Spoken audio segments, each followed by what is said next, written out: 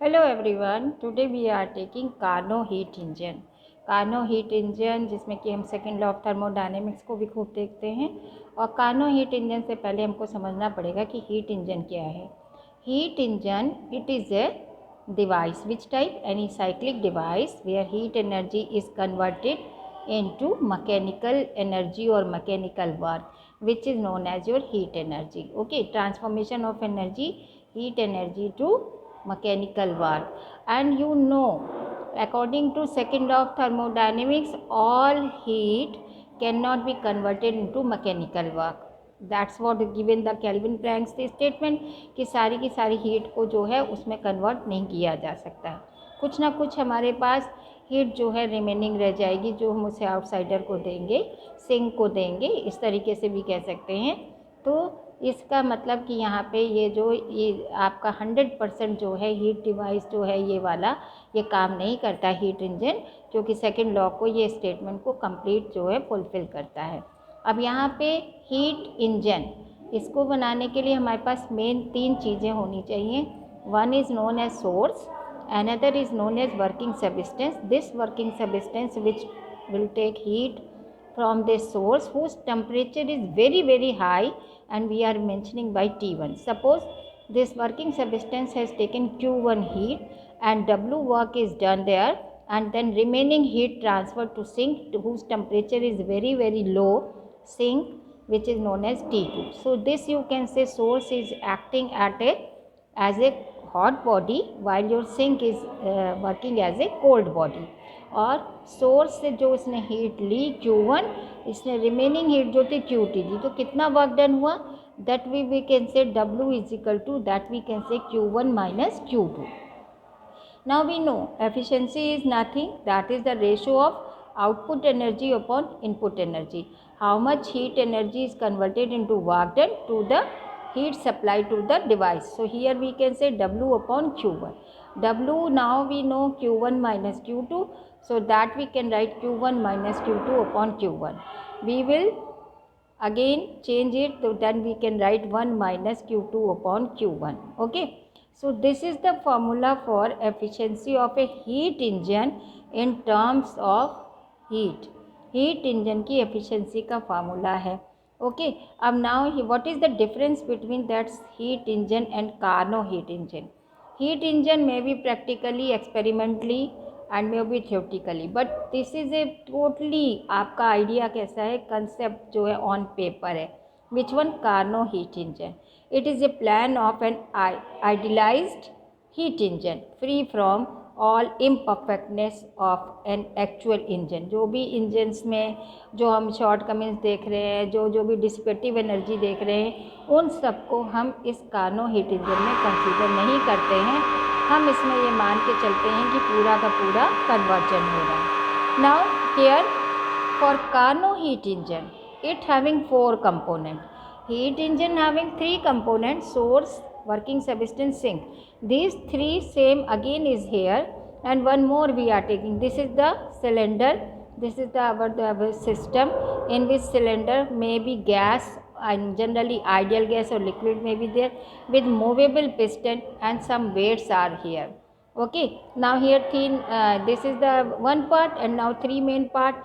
One is known as source T1, that was here also, which is known as the hot body, and this is your working substance, and then last was sink is here, cold body, whose temperature is T2. Now how this Carnot heat engine will work? First, this cylinder we will put on this hot body T1. When we will put on this and whose temperature is very high, and slowly heat will move from this to this working substance. So as a result what will happen? This piston will move up. Piston जो है आपका wait जो है हटाने पड़ेंगे, और आपका जो है वेट ऊपर ये जो पिस्टन मूव करेगा, यानी कि यहाँ पे वॉल्यूम जो होगा वो बढ़ने लगेगा. So pressure will decrease and slowly process is there. So and temperature is T1, so that you can say कि isothermal process is there. और ये जो हमारा वर्किंग सब्सटेंस है, इसमें दूसरी चीज़ एक और ध्यान देने वाली कि ये जो वर्टिकल वॉल्स हैं ये आपकी बिल्कुल इंसुलेटेड है, इन पे कोई भी हीट ना इधर से ना इधर से जा सकती। Only conducting base is this, और दिस कंडक्टिंग बेस जब इसके ऊपर रख देते हैं तो यहाँ से कंडक्शन के थ्रू जो आपका Q1 हीट होती है वो इसमें ट्रांसफ़र होने लगती है। फिर थोड़ी देर बाद जब ये पिस्टन मूव अप हो गया, हमने इसको उठा के इस हीट इंसुलेटिंग स्टैंड पर रखा। अब फिर से ध्यान देखिएगा, यहाँ से कहीं हीट नहीं जा सकती है। यहाँ पे T1 टेम्परेचर जो है वो इसका भी आ गया है और Q1 हीट आ गई। अब Q1 हीट की वजह से यहाँ कहीं हीट नीचे नहीं जा सकती है, ये पिस्टन और थोड़ा मूव करेगा। अब जो होगा यहाँ पे एडियाबैटिक एक्सपेंशन होगा। पहला वाला isothermal expansion, now another is adiabatic expansion. Now again this cylinder we will put on this cold body whose temperature is very low, and now our this system having temperature more, so heat will transfer from this hot body to cold body. So what will happen, अब यहाँ पे धीरे धीरे होने लगेगा तो piston नीचे आएगा, यानी कि आपको वॉल्यूम जो होगा वो डिक्रीज होने लगेगा। So in this situation again isothermal compression will take place. Okay, isothermal compression हो जाएगा और उसके बाद फिर से हम इसको लास्ट स्टेज में, फोर्थ स्टेज में हम इसको फिर हीट इंसुलेटिंग स्टैंड पे रखते हैं। तो फिर से ये पिस्टन और नीचे आता है, यानी कंप्रेशन होता है और अब एडियाबैटिक कंप्रेशन होता है। So in this Carnot heat engine इसमें 4 प्रोसेस होते हैं। First is isothermal expansion, okay, then second is your adiabatic expansion, third is your isothermal compression and fourth is your adiabatic compression. तो इस तरीके से cycle पूरी होके ये ए पॉइंट पे पूरा दोबारा से अपनी ओरिजिनल स्टेट में आ जाता है, तो साइक्लिक प्रोसेस पूरा होता है।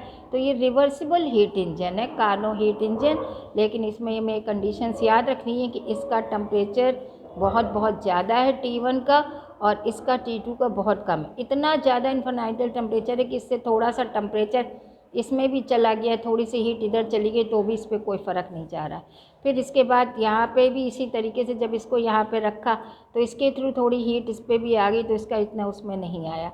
ये ध्यान रखना है हमको। दूसरी चीज़, यहाँ पे ये माना गया कि ये पूरी की पूरी जो है परफेक्टली इंसुलेटर है, तो इस तरफ और इस तरफ से जब इसमें हीट आई या निकली तो इधर ये वर्टिकल वॉल से कोई भी हीट नहीं निकली है, बाहर कोई भी लॉस नहीं हुआ है। हीट जो भी हुआ वो आवागमन वो इसके बेस के थ्रू हुआ है। तो यहाँ जब हम when we are plotting a graph between pressure and volume, so we will get in this cyclic process A to B, B to C, C to D and D to A. तो in this process इस तरीके से जो है हमारा work करके Karnaugh heat engine अपनी position पे आ जाता है। ए बी में हमें मिला था आइसोथर्मल, बी सी में मिला था एडियाबैटिक एक्सपेंशन, सी डी में आइसोथर्मल कंप्रेशन और डी ए में एडियाबैटिक कंप्रेशन। ये जो ग्राफ है ये यहाँ पे ग्राफ में ये देने वाला है, क्योंकि जब हम लोग जल्दी में बनाते तो यहाँ पे पूरा कर्व बन जाता है यहाँ पे, जबकि डी पॉइंट क्लियर नहीं होता है। इस चीज़ का ध्यान देना है। जब हम कार्नो हीट इंजन के डिटेल्स लिखते हैं लॉन्ग टाइप क्वेश्चन में, तो हमको ये वाला डायग्राम और ये वाला डायग्राम जो पीवी ग्राफ है ये देना बहुत ज़रूरी होता है।